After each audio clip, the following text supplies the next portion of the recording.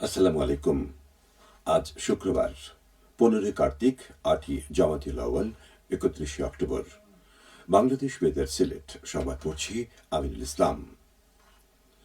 ত্রয়োদশ জাতীয় সংসদ নির্বাচনের প্রস্তুতিমূলক সভা জোরেশোরে এগিয়ে চলছে।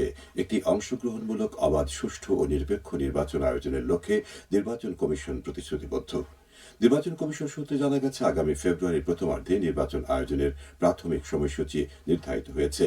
ইতিমধ্যেই ভোটার তালিকা হালনাগাদ, ভোট কেন্দ্র নির্ধারণ, আসন সীমানা পুনর্বিন্যাস, নির্বাচন কর্মকর্তাদের প্রশিক্ষণ, নির্বাচনী বিধান সংশোধন সহ প্রায় সব প্রস্তুতিমূলক কাজ শেষ পর্যায়ে পৌঁছেছে। ভোটার তালিকা ও কেন্দ্রীয় তথ্য ভাণ্ডার হালনাগাদের কাজ সম্পন্ন হয়েছে। এবছর প্রায় 25 লাখ নতুন ভোটার যুক্ত হয়েছেন। কমিশনের সর্বশেষ তথ্য অনুযায়ী দেশে ভোটার সংখ্যা 12,63,07,504 জন। সারা দেশে ভোট গ্রহণের জন্য 42,761টি ভোট কেন্দ্র এবং 2,44,649টি ভোট কক্ষ নির্ধারণ করা হয়েছে। প্রস্তুতির অংশ হিসেবে আচরণবিধি সংশোধন, গণপ্রতিনিধিত্ব আদেশ হালনাগাদ, নির্বাচনী কর্মকর্তাদের প্রশিক্ষণ ও প্রযুক্তি ব্যবহারের পরিকল্পনা প্রায় সম্পন্ন। প্রবাসী ভোটারদের জন্য পোস্টাল ভোট বিডি নামে একটি মোবাইল অ্যাপ চালু করা হয়েছে। এর মাধ্যমে বিদেশে অবস্থানরত ভোটাররা ডাকযোগে ভোট দিতে পারবেন। মিতব্যয়ী হওয়ার আহ্বান জানানোর মধ্য দিয়ে সারা দেশের মতো সিলেটেও আজ পালিত হবে বিশ্ব মিতব্যয়িতা দিবস। এদিনে পরিবার ও জাতির কল্যাণে সকলকে মিতব্যয়ী হওয়ার কথা স্মরণ করিয়ে দেওয়া হয়। 1924 সালে ইটালির মিলানে বিশ্বের বিভিন্ন সঞ্চয় ব্যাংকের প্রতিনিধিদের প্রথম বিশ্ব কংগ্রেসে গৃহীত সিদ্ধান্ত অনুযায়ী দিবসটি পালন শুরু হয়। মিতব্যয় ও সঞ্চয়ের গুরুত্ব সম্পর্কে জনগণের মনোযোগ আকর্ষণ করার উদ্দেশ্যে পালন করা হয় দিবসটি। মানব জীবনে মিতব্যয়িতা একটি অতীব অপরিহার্য বিষয়। মিতব্যয় প্রতিটি মানুষের জীবনে সমৃদ্ধি ডেকে আনে।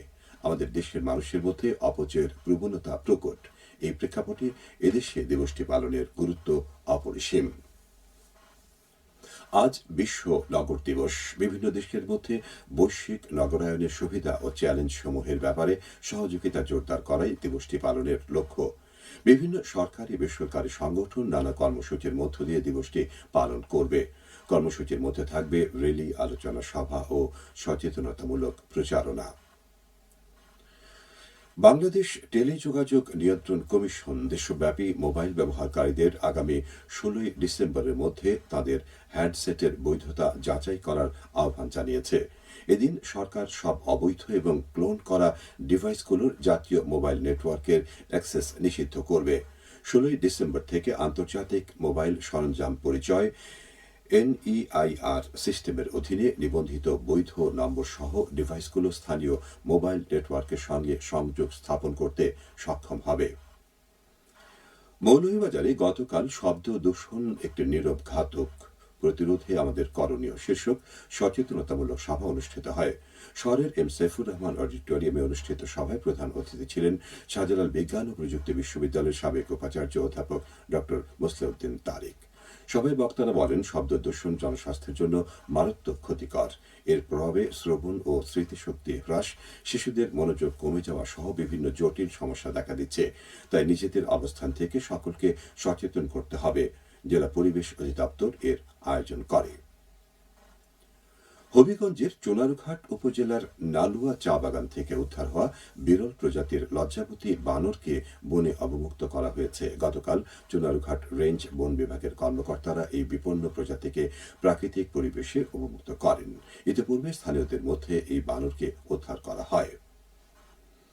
সিলেটের জৈন্তাপুর সীমান্তে বিপুল পরিমাণ ভারতীয় গবাদি পশু জব্দ করা হয়েছে। গতকাল বিজেপি জকিগঞ্জ ব্যাটালিয়ন জৈন্তাপুর ও গোয়াবাড়ি বিওপির পৃথক টহল দল সীমান্ত এলাকায় অভিযান চালিয়ে এগুলো জব্দ করেন। অভিযানকালে ভারতীয় 6টি মহিষ ও 2টি গরু আটক করা হয়, যার মূল্য প্রায় 16 লাখ টাকা।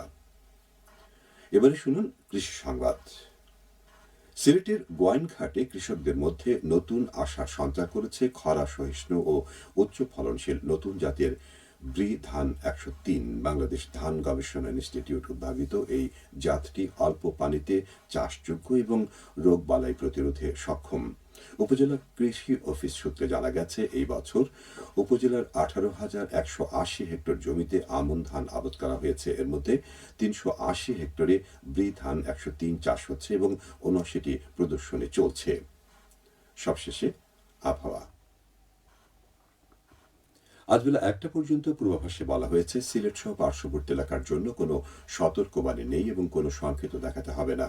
আজ সিলেটে সূর্যোদয় হয়েছে 5টা 59 এবং সূর্যাস্ত যাবে সন্ধে 5টা 13। সংবাদ শেষ হলো।